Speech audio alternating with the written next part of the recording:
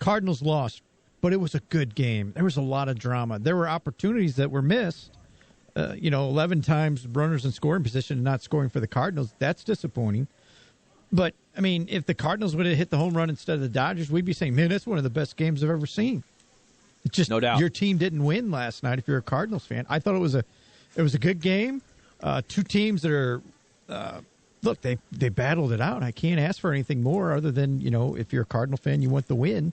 I will say this. I did call Chris Taylor as being the guy that was going to beat the Cardinals. And who beat the Cardinals last night? Chris Taylor. Listen. You could have let me tee you up, and then you wouldn't have looked as arrogant, bragging yourself, because I was about to give you all the credit in the world, which I'm going to, because remember, go back to that Braves series where the Cardinals lost that series before they got hot, but Jim Heuer was 2 for 2. He called, I believe, a Jorge Soler homer. I believe it was Adam Duvall. And then yesterday, we gave our predictions. I believe Cam said the Cardinals were going to win by 4 runs. I can't remember the score.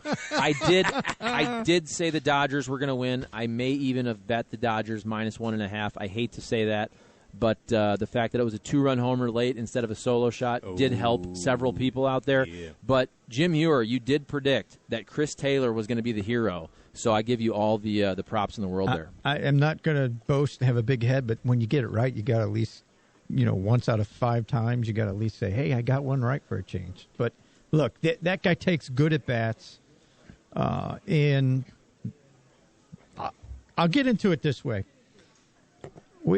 The Reyes situation was frustrating because, again, no matter what you want to argue about, it wasn't the right decision because you lost. The manager can tell us this is the reason why, and that's the reason why.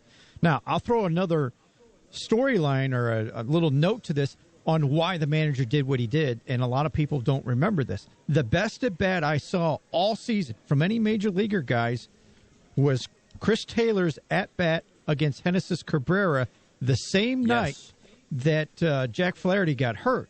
It was a 14-pitch at-bat, and I know the manager remembered it.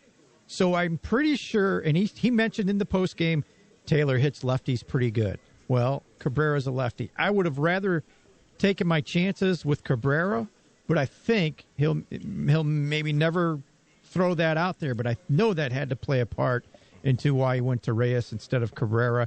It wasn't the right decision because you lost, but I think that was part of the reasoning there. And also, Mike Schultz said you have Gio Gallegos, who had a fingernail. This is coming after. Remember, Genesis Cabrera also had the fingernail issue in the last week or so. And, very well said about Chris Taylor. He had that enormous game where, he had a double in the gap there after that amazing at-bat. Yeah. And I think, though, to me, the call, and this isn't even revisionist history, but the call is more towards, is it an Alex Reyes? Do you go to one of your starters there where you don't love the fact that they're coming in a jam and it's not a clean inning? But Jack Flaherty had thrown out of the bullpen 3 times in the last couple weeks, and he had been good in the last couple outings. And my thing is more just I did not like Alex Reyes in that spot. I said that yesterday on the radio before the game even started, and I'm just saying that because of a do-or-die game. If you get to a series, you have to try to use Alex Reyes and see what you have. And if you could have brought him in the 5th, then okay, you can make the argument that a run allowed in the 5th would have been the game winner as well for the Dodgers. But for a guy who had really struggled the second half of the season, you took him out of the closer's role for that reason, because you didn't want him in the highest of leverage spots at the end of even the regular season, to then put him in the most high leverage spot possible with zero room for error. It was one of those things. I hate to say it, but when that move was made, Cardinal fans, the people I was around then, you go to social media, everybody had a bad feeling about that, and it turned out to be exactly what a lot of people thought would happen. Yeah, the one thing I had with the possibly using Flaherty, Charlie, was using Flaherty in that situation just screamed to me Michael Wacha all over again against San Francisco, because it was a guy coming off of injury. And look, Flaherty had thrown, unlike Wacha, who just got thrown to the wolves, and we remember what happened that night. That flashback kept in my mind. That's why I didn't want to use Flaherty. But again, the decision to use Reyes it was the wrong one because you lost. Now, if Reyes would have came through, you would have said, fine, we're all good. But that's the way that one went. And the Dodgers played a heck of a game, and their bullpen was very good. They got in and out of jams all night, and the Cardinals just couldn't come up with the key hit. Yeah, that's the other part of it. And we focus a lot on Alex Reyes and the last hit clearly with Chris Taylor. By the way, when he hit that ball, I was going to, on Twitter, give you credit, but then I figured Cardinal fans would be so mad and angry that I didn't want to tag. Yeah.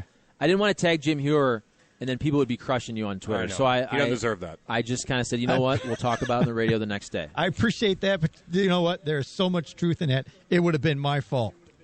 And you know what? Look, I laughed all night following a little bit on social media. I mean, everything, when it's a close game, obviously, but everything was second-guessed. Oh, that was a terrible move. Oh, why'd he do this? And this was terrible. A lot of the stuff didn't matter. You know, like the talk of, well, Sosa he shouldn't have played. The game was tied at 1-1 going into the ninth. The game was lost in the ninth. It wasn't lost by Edmundo Sosa having a jittery night at shortstop. By the way, he was really good all season long for the team at shortstop. He had one bad night. I didn't have a problem with that, but that's part of social media. Yeah, and I think we first guessed Reyes, though. I do think it's fair to say that. Now, some of the other moves, I think Mike Schilt managed a really good game up until the final spot, and I get it after the fact. I said earlier, that's like saying, other than that, Mrs. Lincoln, how was the play? Oh. I understand that, but so rude. I thought because Adam Wainwright went 5 1/3, you were able to deploy your bullpen the way you wanted. You loved the fact. You had a lot of confidence in Luis Garcia, in Gio Gallegos, in TJ McFarland. Alex Reyes was the first guy coming out of that pen that I did not have confidence in when I saw him roll out there. And the other call that I think was more of a 50-50, and I get it, was when you let Waino hit and then he ends up only getting one out after that. I think that's a 50-50-ish call. That's the type of situation and debate we have in a baseball game where I can see it going both ways. That's always going to happen in a one-game playoff. But also offensively, look, you're facing really good pitching over on the other side from the LA Dodgers. We all know Max Scherzer is a Hall of Famer, but you knocked him out in the fifth. You only recorded 13 outs. You made him throw 94 pitches and knocked him out in the fifth inning, and they brought a bunch of studs to face you as well. But that's where the Cardinal offense, it came down to, look, we're going to focus on Reyes. I get it. You should. But also, there were several times throughout that game, Tommy Edman set the table for you, and you were just waiting for that opportunity. It was going to take a two-run homer or a double in the gap. One of your guys, a Goldie, an O'Neill, an Arenado, a Dylan Carlson, one of those type of guys, middle of the order, you just needed that big hit, and it never came through. It was there with opportunity. You're right. They weren't embarrassed, right? I mean, not at all. You know, it was, again, so much drama. One or two hits the other way. The Cardinals are playing in San Francisco tomorrow. I mean, that's how close this thing was. It was impressive. Let me get a couple of these. You got another question? Because I want to hit the text line. Is text that cool? line, buddy. Well, this guy sent me a message on Facebook listening to the show, and he sends me a message on Facebook, and it's popped up. So he goes, I would love to see Max duel Wainwright until the very end. Love to see Max pulled early, partial to him as I met him at the PCHS football games. His coach is my daughter's teacher. Think Fans Network lost out on letting the real pure pitchers battle it out. Lack of RBIs by the Cards' big hitters, going for the long ball, an issue. No one, I think he says, no one appeared to be so nervous throughout his at-bats. That's from John C. Delano. That no one was nervous? Yeah. I don't know about that. I think sometimes, too, that's just my opinion. You're facing legit pitching. Right? I know, look, Max Scherzer didn't have a great outing in the sense that you expect him almost against the Cardinals to go 7 innings and punch out 13 scoreless, because we remember that from his last outing here in the regular season, and also go back to the NLCS when he was a national. That's why, to me, a big reason the Dodgers were such betting favorites in this game was if you looked at the numbers of Max Scherzer versus the Cardinal hitters, nobody hit this dude at all except for Tommy Edman, who was 4 for 9 in a small sample size. But then he rolled that into the game last night. But we're talking Max Scherzer has consistently over his entire career dominated everybody in the Cardinals lineup to a tune of like a 150 batting average overall for all of those players for the Cardinals. So, you're right on that. Long Duck Dong chimes in and goes, no one's talking about Goldie not tagging and going to second when Betts is in the netting. He moves to third with WP on scores and whatever. Wild pitch and scores on the fly to center. Up 2-0 is much better than up 1-0. So Goldie made a little error on the base running.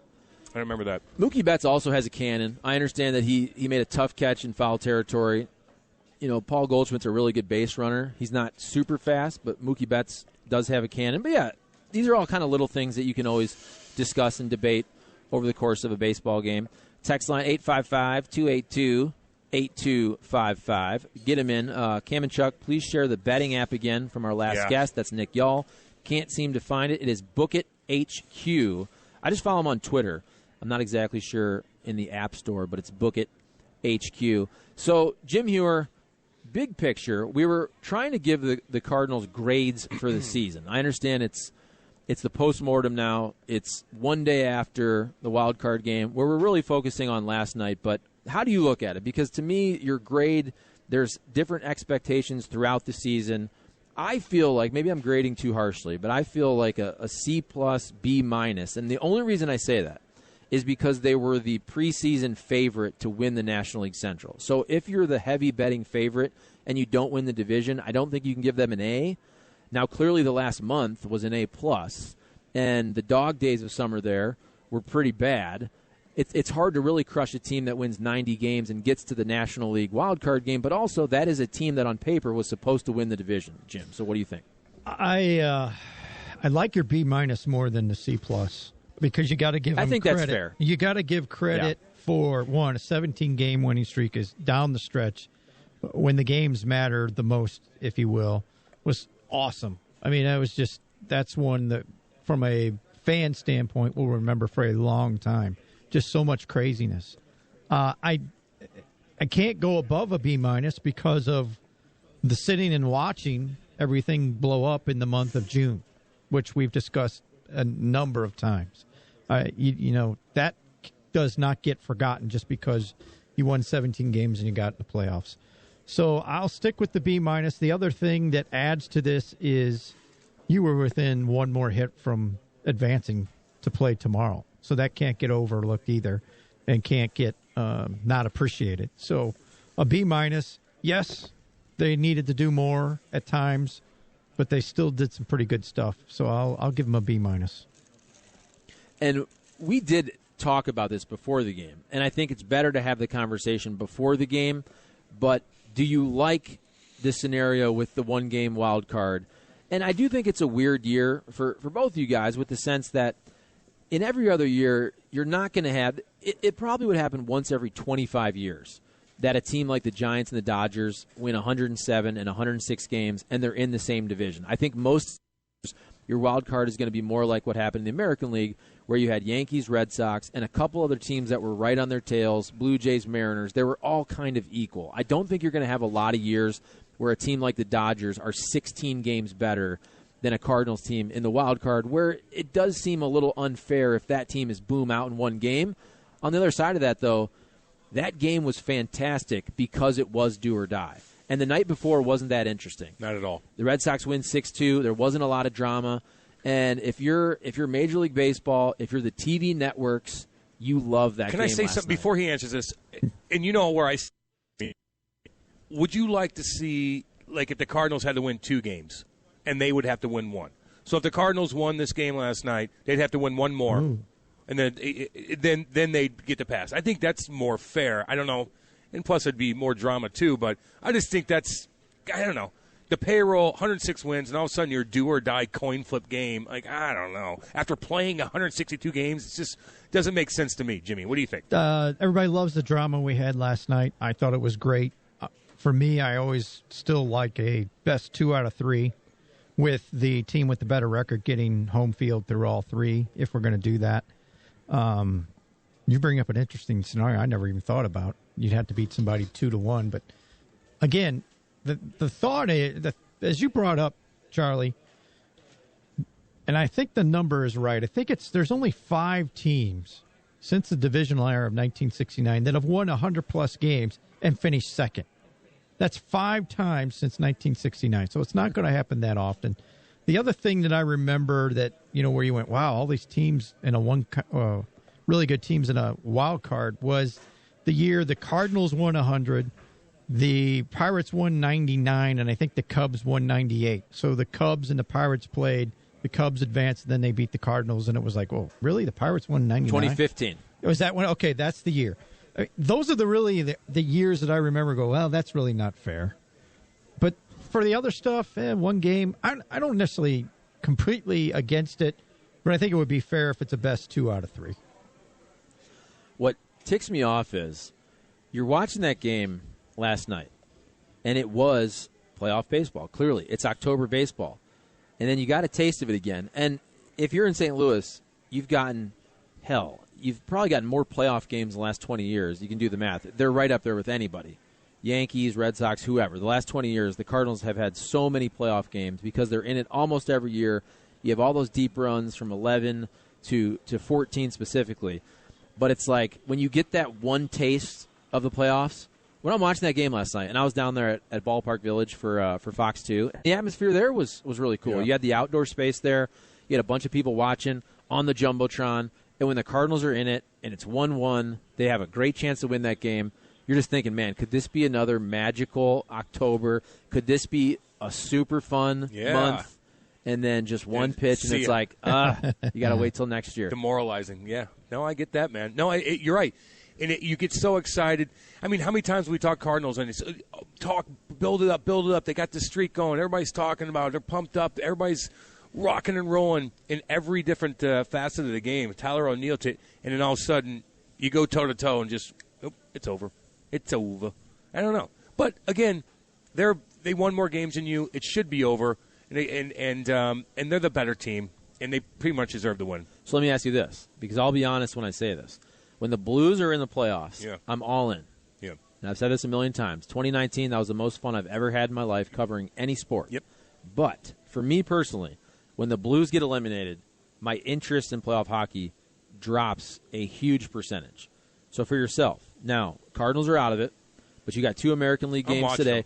Friday, I think, is the best day in all of baseball. You got 12 hours of baseball. I mean, tonight you got, the first game, 3 o'clock game, you got Tony La Russa, you got Dusty Baker. I'm still very excited for the baseball playoffs. I'm watching it. No, I'm watching it. Again, I'm like Tim. I told you, Timothy Michael's the same way. He doesn't watch hockey throughout the regular season. I do.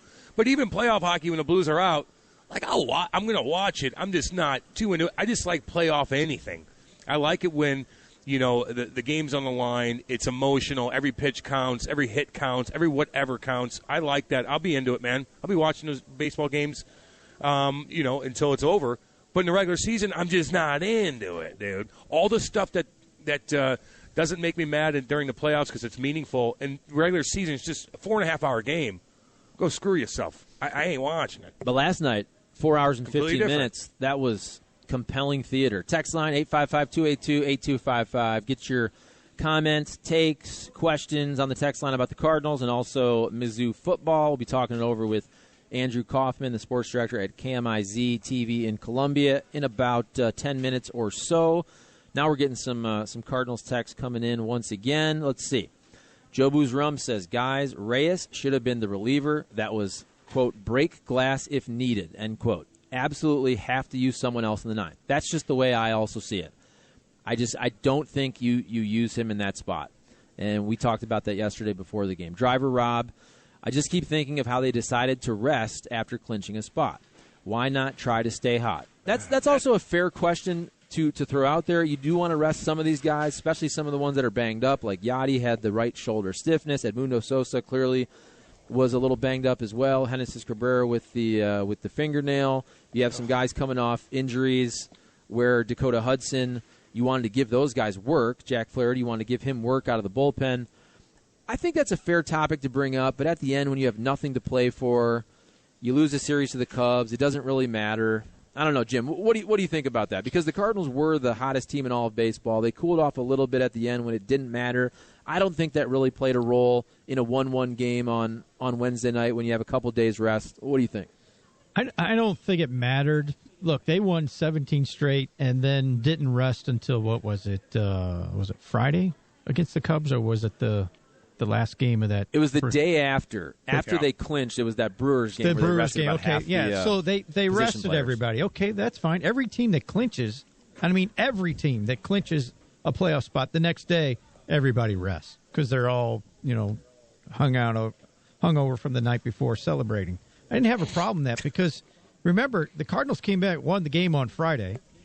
And don't forget, they came back and won the game on Saturday, or they lost the game, but they had come back, and they took the lead late again on the game Saturday against the Cubs before Garcia gave up the 2-run homer to Happ, and the Cardinals lost it that way. So from the standpoint of losing it, I don't think they lost it, and Sunday doesn't count because nobody cared about what was going to happen on Sunday. It was hey, just throw a couple arms and try, and heck, they even called the game because of rain.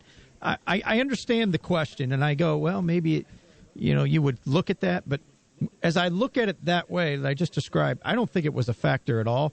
I think more factor last night was you had Max Scherzer and a really good bullpen to face. 100%. That's the other part. And we've focused a lot on Alex Reyes and on the Cardinals' lack of offense, runners in scoring position, 0 for 11, but you are facing really good pitching on the other side from the Dodgers. And look, Adam Wainwright, let's not forget, Adam Wainwright outpitched Max Scherzer in that ball game. We're entering that game.